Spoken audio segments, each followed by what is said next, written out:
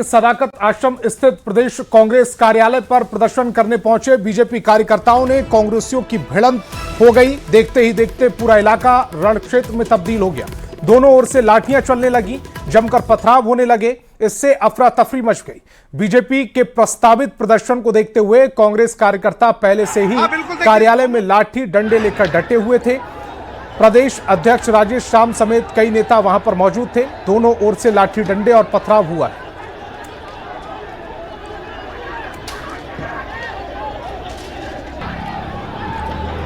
वहीं कांग्रेस प्रदेश कार्यालय के बाहर प्रदर्शन के दौरान बिहार बीजेपी के कई नेता घायल हो गए। बीजेपी के घायल नेताओं को इलाज के लिए अस्पताल में भर्ती कराया गया है।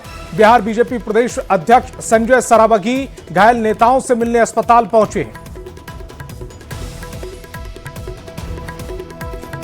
तो कांग्रेस प्रदेश कार्यालय के बाहर प्रदर्शन के दौरान बीजेपी के कई नेताओं के घायल होने की खबर है। तस्वीर भी देख लीजिए। बीजेपी के घायल नेताओं को इलाज के लिए अस्पताल में भर्ती कराया गया है। बिहार बीजेपी प्रदेश अध्यक्ष संजय सरावगी घायल नेताओं से मिलने अस्पताल पहुंचे हैं। दूसरी तस्वीर में आप संजय सरावगी को देख भी पा रहे होंगे।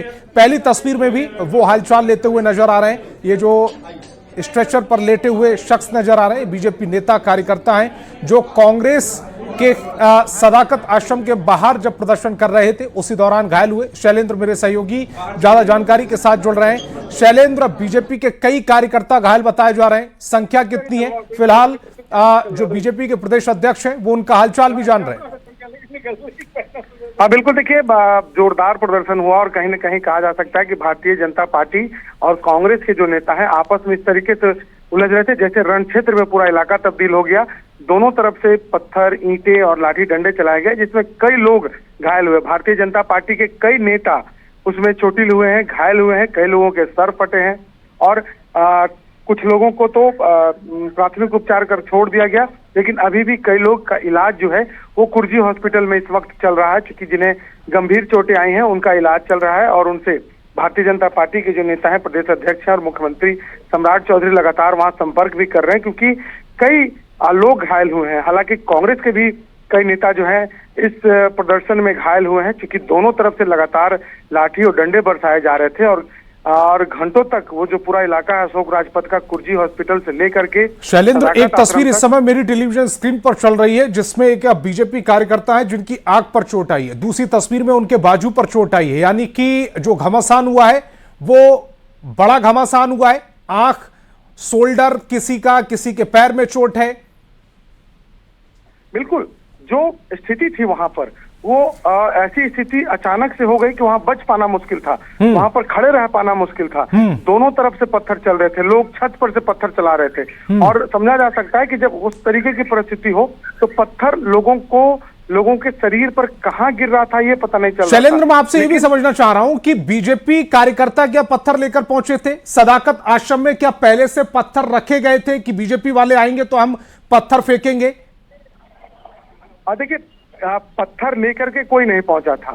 बीजेपी के जो लोग हैं वो प्रदर्शन करने पहुंचे थे, एक तरीके से सदाकत आश्रम का घेराव करने पहुंचे थे और भारतीय जनता पार्टी के जो प्रदेश अध्यक्ष संजय सरावगी उनके नेतृत्व में जो बीजेपी के सैकड़ों नेता हैं वो मार्च कर रहे थे। लेकिन इसकी जानकारी कांग्रेस को पहले से थी और कांग्रेस के भी जो कार्यकर्ता और नेता हैं वहां दलबल के साथ तैयार थे। उनके हाथ में भी लाठी डंडे थे और पहले से वो लोग वहां पर अपने सदाकत आश्रम के बाहर में प्रोटेस्ट कर रहे थे। लेकिन जैसे ही बीजेपी के लोग वहां पर पहुंचते हैं दोनों तरफ से कहासुनी होती है, पुलिस के द्वारा बीच बचाव करने की कोशिश होती है लेकिन वो नाकाफी होता है और अचानक स्थिति ऐसी हो पड़ी कि दोनों तरफ से लाठी डंडे चलने लगे।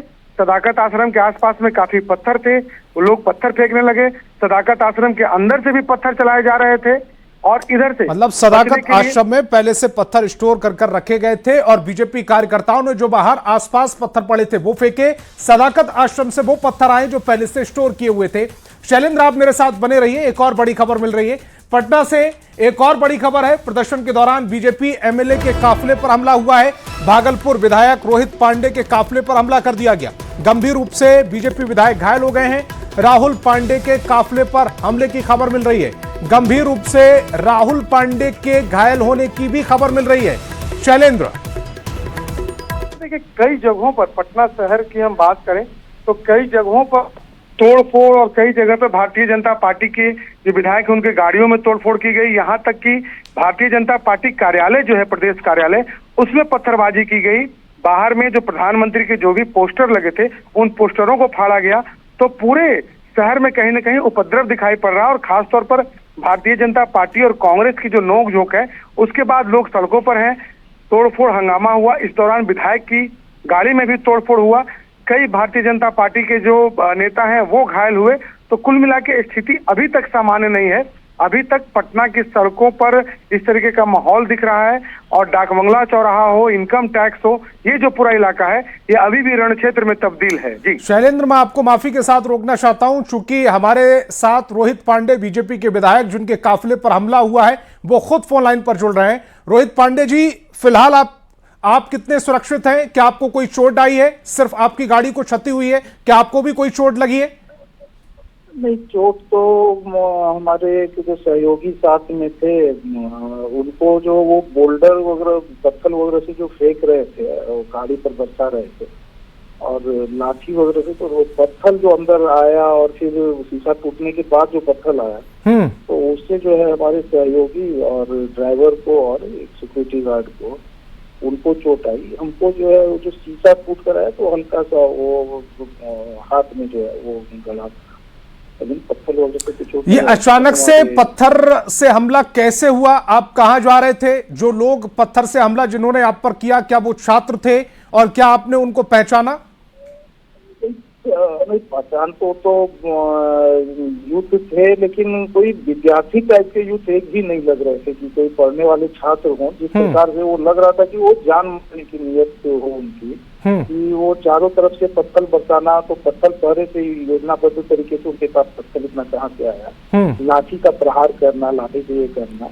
और एक होता है कि नहीं ठीक है आक्रोश में एक आध पत्थर चला दिए वो तो ठीक है, लेकिन एकदम इस प्रकार से कि मार देना है इस भाव से जो इस प्रकार का यह था, तो ये कोई छात्र नहीं हो सकता है। इस प्रकार करने वाले कोई छात्र नहीं कर सकते। एक छोटा सा और सवाल आपसे कि ये जो हमला है आप पर कब हुआ है? चूंकि विधानसभा का गेट बंद कर दिया गया था, वहां पर ताला लगा दिया गया था, विधायक विधानसभा के अंदर थे, विधानसभा का सत्र चल रहा है, क्या उससे बाहर निकलने के बाद ये हमला हुआ?